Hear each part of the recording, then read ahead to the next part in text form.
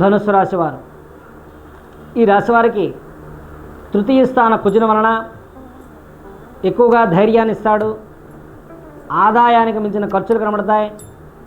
అయితే వీరికి కొద్దిగా నమ్మిన వారి వలన కొద్దిగా మాట పట్టింపుల వలన చికాకులు వస్తాయి. ఆ విషయంలో జాగ్రత్త వహించాలి.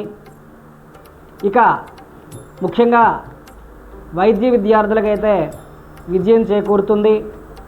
సంఘంలో గౌరవం ఉంటుంది. అంటే లా, నీట్, మెడిసిన్, మరొకటి ఎంట్రన్స్ టెస్ట్లు ఎవరైతే రాస్తారో వారందరికీ కూడా ఉత్తీర్ణత పొందే అవకాశాలు ఉన్నాయి.